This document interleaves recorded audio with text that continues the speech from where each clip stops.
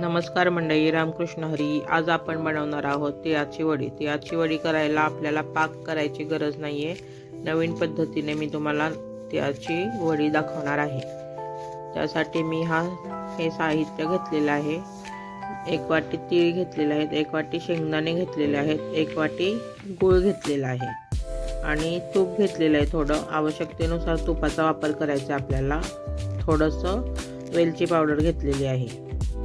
पाक बनवायचा नाही आहे म्हणजे नेमकं काय करायचं हे मी पुढे दाखवणारच आहे. त्यासाठी आपण आता हे गावरान तीळ घेतलेले आहेत आणि हे पॉलिशचे तीळ. या दोन्हींमधले तुमच्याकडे जे अवेलेबल आहेत ते तुम्ही घेऊ शकताय. त्यासाठी आता आपण एका पातेल्यात गूळ घेणार आहोत आणि हे पातेलं कुकरमध्ये ठेवून द्यायचं आहे. एक शिट्टी होईपर्यंत दुसऱ्या गॅसवर कढई तापायला ठेवलेली आहे. त्यामध्ये मी आता शेंगदाणे टाकणार आहे. शेंगदाणे चांगले खरपूस भाजायचेत आपल्याला. इथे खराब शेंगदाणे असतील तर काढून चांगले खरपूस होईपर्यंत आपले शेंगदाणे भाजून झालेले आहेत. मी आता एका प्लेटमध्ये थंड होण्यासाठी ठेवणार आहे हे. आणि थंड हे सालं काढायचे तर तुम्ही काढू शकताय, मी इथे काढणार नाही आहे. आता तीळ भाजून घ्यायचे चांगले.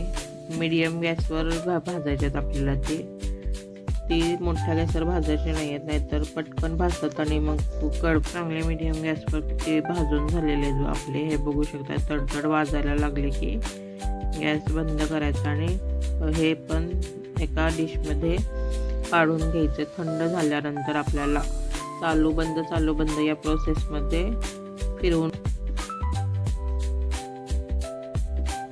हे बघू शकताय. मी इथं बारीक करून घेतलेले आहे. आपण थोडेसे ओबड-धोबड वाटायचे, एकदम बारीक करायचे नाही आहे. तुम्हाला बारीक पाहिजे असेल तर बारीक सुद्धा करू शकता तुम्ही. मी इथं शेंगदाण्याचा कूट पण करून घेतलेला आहे.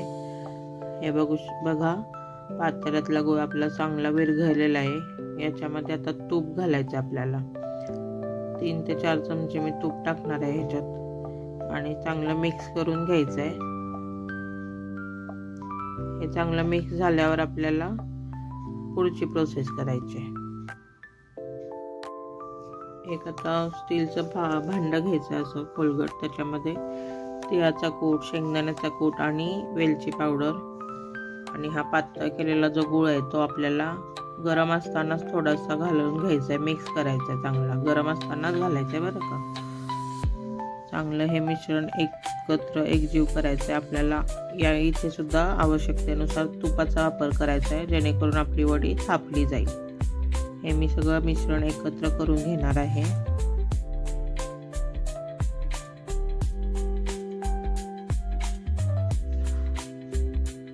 पाक केला तर आपल्याला हात गरम वडी थापायला लागते, त्यामुळे आपल्याला हात सुद्धा भाजण्याची शक्यता असते. ही साधी सोपी पद्धत तुम्ही नक्की ट्राय करून बघा.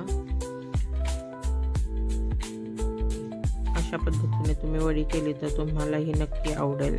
एका ताटाला मी आता तूप लावून घेणार आहे आणि आता ह्यामध्ये हे सारण काढून वडी थापून घेणार आहे. हे बघू शकता तुम्ही, मी वडी थापून घेतलेली आहे.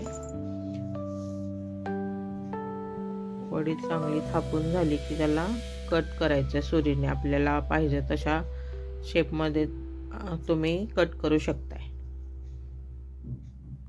गूळ ह्यासाठी चांगला वापरायचा मैत्रिणींनो. चिकट गूळ पाहिजे, त्यामुळे वडी चांगली होते, म्हणजे चांगली एकजीव होते आणि अशी भुसभुशीत होत नाहीत, नाहीतर वडीचे तुकडे पडतात. आपल्याला इथे चिकट गूळ आहे तोच वापरायचा आहे, नाहीतर वडी तुमची बिघडू शकते इथे. हे बघू शकता, मी वड्या माझ्या तयार आहेत.